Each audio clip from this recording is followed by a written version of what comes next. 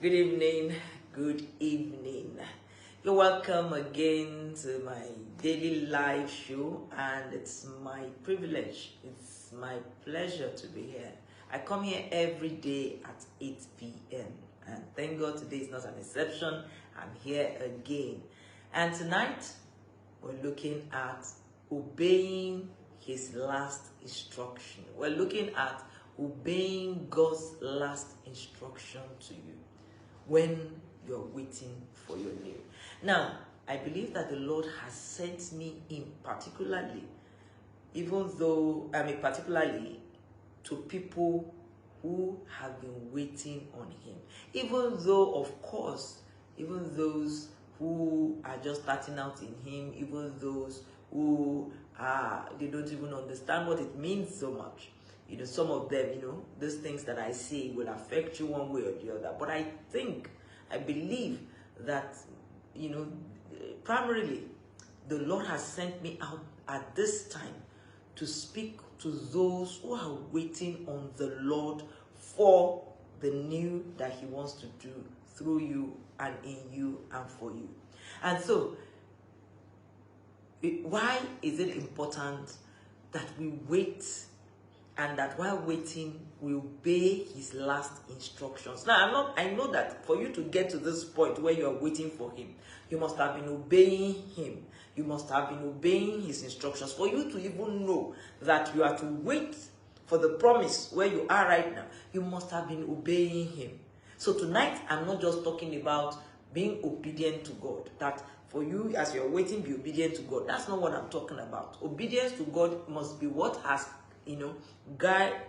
guided you up till now, such that you know that it's waiting time on the Lord and that there's a new that is coming for you.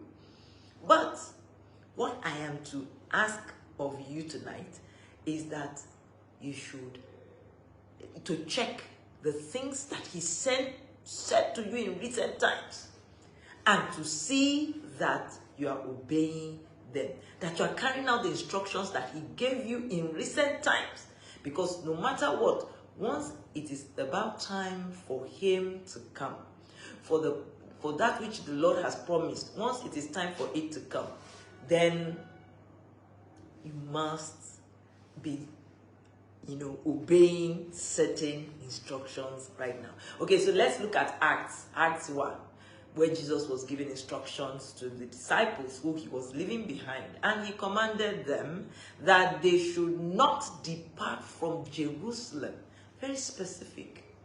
He commanded them that they should not depart from Jerusalem, but wait for the promise of the Father, which you have heard of me. Jesus was telling them, don't depart from Jerusalem.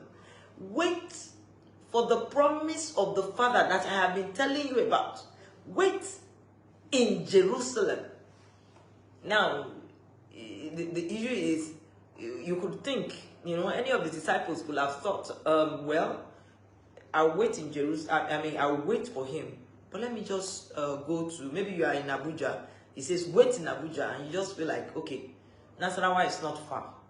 Nasarawa, I have a place in Nasarawa that is more comfortable. Okay, I'll go and wait in Nasarawa, and I will be waiting for him. But he said, wait in Jerusalem. So it is very important that you wait for him based on his instruction. Because the promise, the first reason why you should wait where he asked you to wait is that the promise is going to come where he has asked you to be. Where? If he has said wait here, don't use your discretion to move there.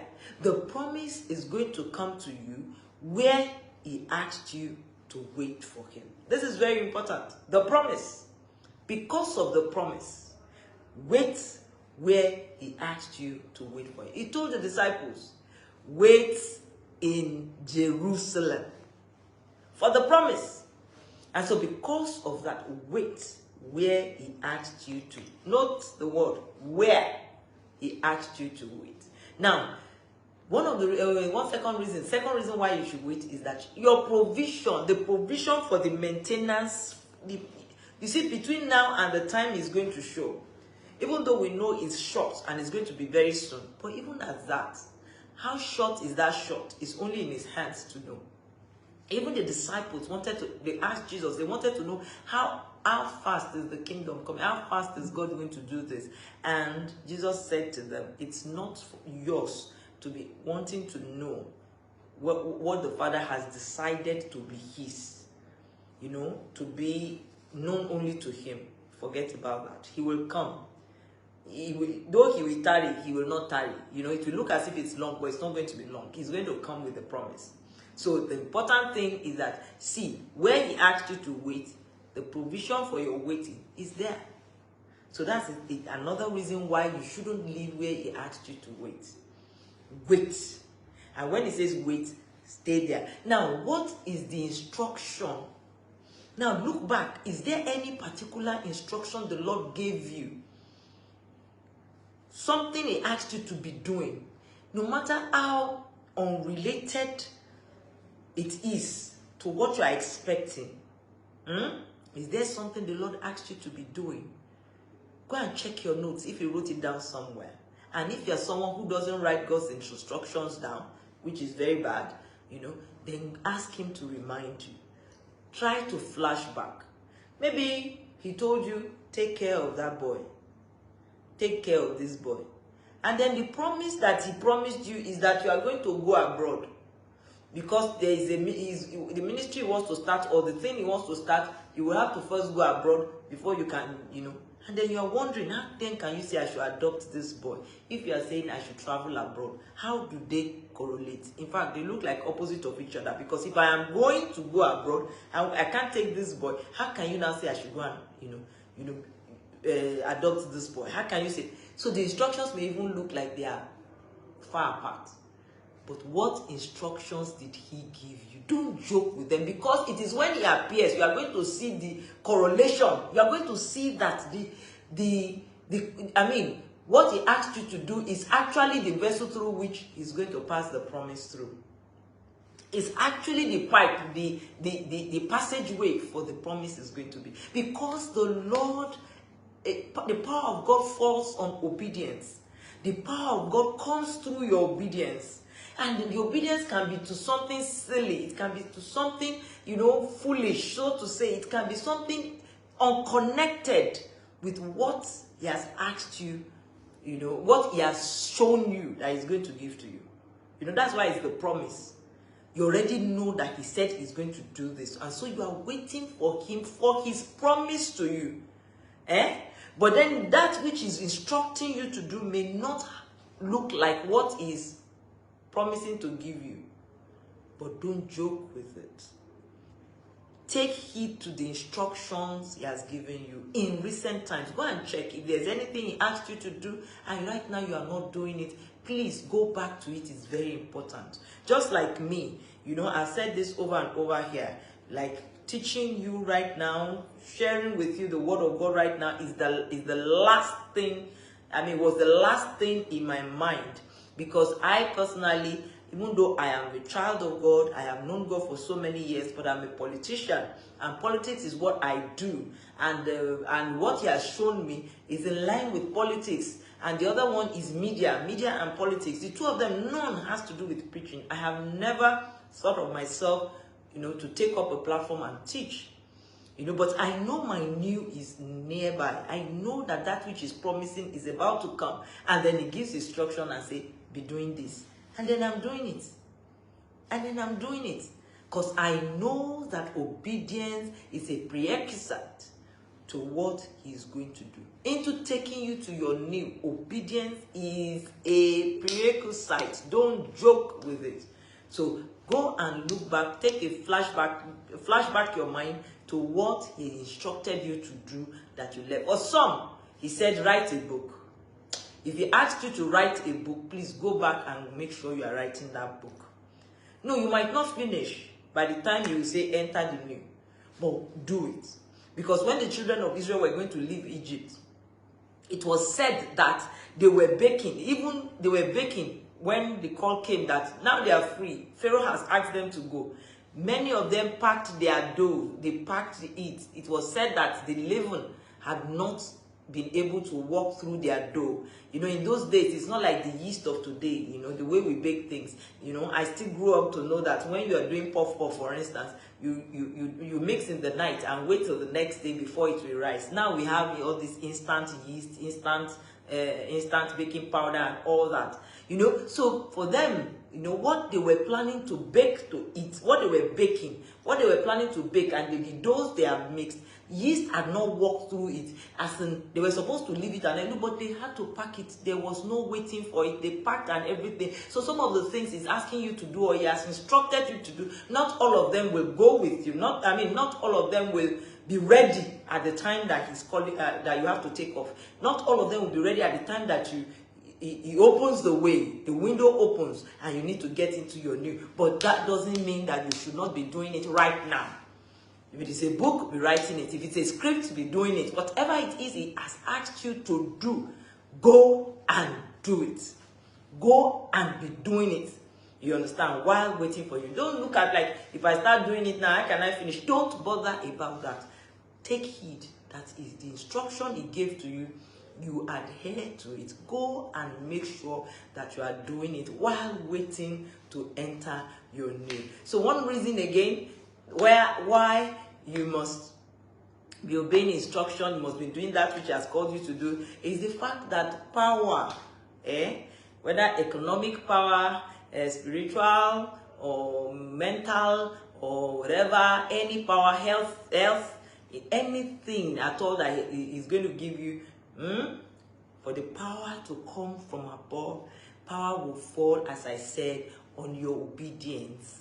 Obedience is key to allowing the power of God to pass through.